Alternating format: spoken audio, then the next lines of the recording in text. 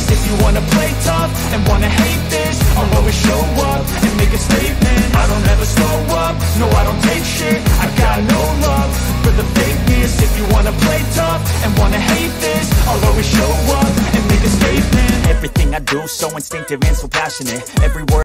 Assalamualaikum warahmatullahi wabarakatuh. Salam sejahtera untuk kita semuanya. Jumpa lagi dengan Digital Edu. Kabar terkini bahwa tak hanya guru, ada 27.000 lebih P3K tenaga teknis diangkat ASN 2022. Yuk simak hingga akhir videonya. Tenaga honorer bisa diangkat menjadi P3K 2022 tanpa tes melalui tahapan yang telah ditetapkan oleh pemerintah. Adapun kelompok honorer yang bisa langsung diangkat menjadi P3K 2022 bagi guru adalah pelamar prioritas 1 atau P1.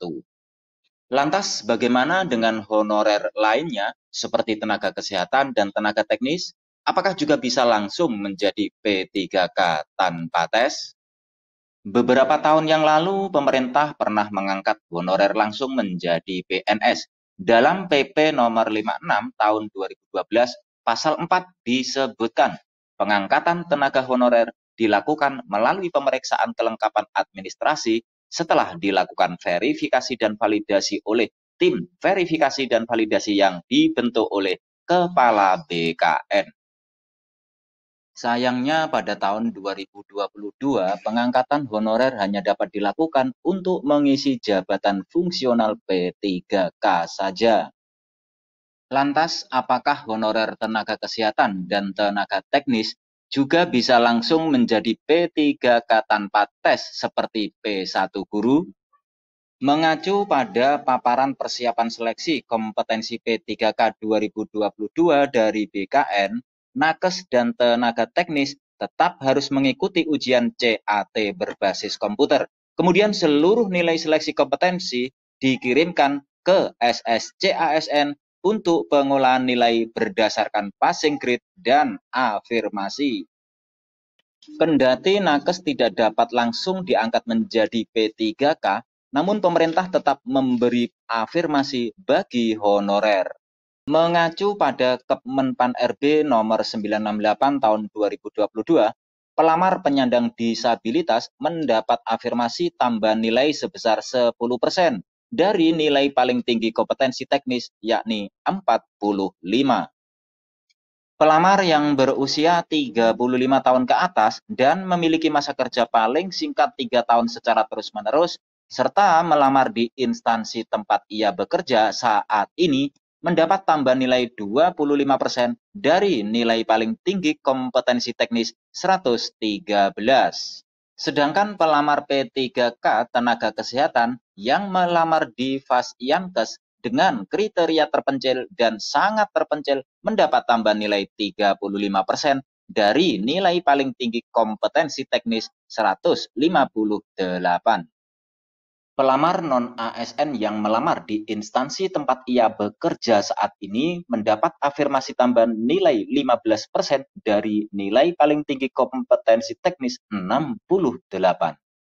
Kemudian bagi pelamar yang sedang dan atau telah melaksanakan pengabdian dari Kemenkes berupa penugasan khusus di DTPK, pegawai tidak tetap, dalam hal ini adalah PTT Pusat, kemudian Nusantara Sehat Individu, Nusantara Sehat berbasis tim, atau wajib kerja dokter spesialis, garing pendayagunaan, dokter spesialis mendapat tambahan nilai 5% dari nilai paling tinggi kompetensi teknis 23. Apabila honorer P3K tenaga kesehatan mendapat afirmasi kumulatif dari syarat tadi, maka diberikan nilai kompetensi teknis tidak lebih dari nilai paling tinggi sebesar 100%. Nah, dalam hal ini pemerintah telah mengumumkan pembukaan pendaftaran seleksi P3K tenaga teknis tahun 2022 pada tanggal 7 November 2022 yang lalu.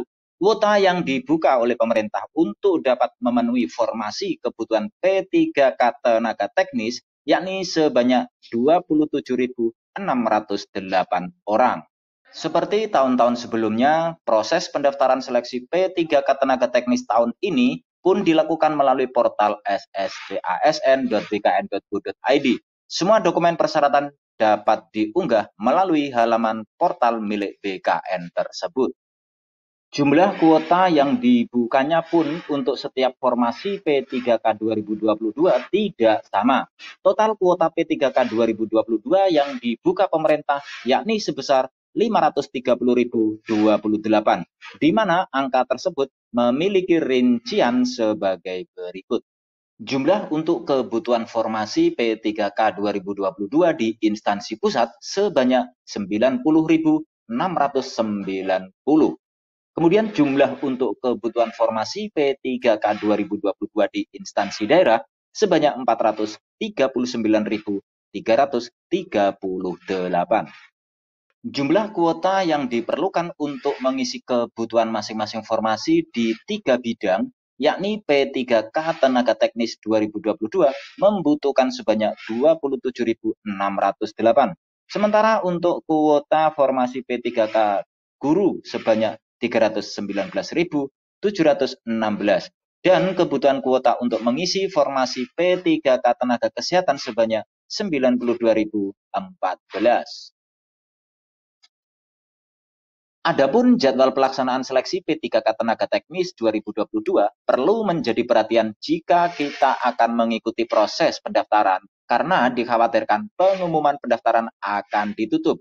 Berikut ini jadwalnya. Yang pertama, pengumuman seleksi P3K Tenaga Teknis tanggal 7 hingga 26 November 2022. Kemudian pendaftaran P3K Tenaga Teknis tanggal 7 November hingga 6 Desember 2022. Disusul pengumuman hasil seleksi administrasi P3K Tenaga Teknis tanggal 7 hingga 8 Desember 2022. Selanjutnya masa sanggah P3K Tenaga Teknis 9 hingga 11 Desember 2022. Dilanjut jawab sanggah tanggal 12 hingga 18 Desember 2022. Kemudian pengumuman pasca sanggah tanggal 19 hingga 20 Desember 2022. Selanjutnya pelaksanaan seleksi kompetensi P3K Tenaga Teknis tanggal 22 Februari hingga 18 Maret 2023. Dilanjut pengumuman kelulusan tanggal 23 sampai 24 Maret 2023. Dan masa sanggah P3K Tenaga Teknis tanggal 25 hingga 27 Maret 2023. Kemudian jawab sanggah tanggal 28 Maret hingga 3 April 2023. Kemudian pengumuman kelulusan tanggal 4 sampai tanggal 5 April 2023. Selanjutnya pengisian DRH NIP3K Tenaga Teknis tanggal 6 hingga 20 April 2022. Dan jadwal tahapan usul penetapan NIP3K yaitu tanggal 27 April 2023 hingga 11 Mei 2023. Sedangkan mengenai persyaratan umum untuk mendaftar seleksi P3K Tenaga Teknis 2022 yakni yang pertama WNI, kemudian minimal berusia 20 tahun, paling tinggi 1 tahun sebelum batas usia yang ditetapkan pada jabatan yang akan dilamar. Selanjutnya tidak pernah dipidana dengan pidana penjara 2 tahun atau lebih.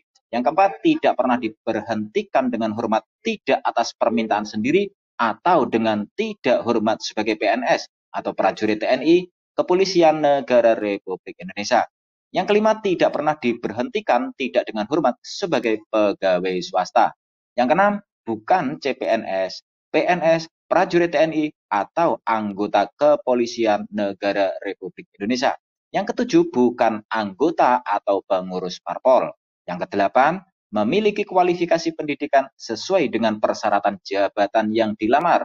9, sehat jasmani dan rohani. Dan yang terakhir, bersedia ditempatkan di seluruh wilayah NKRI atau negara lain.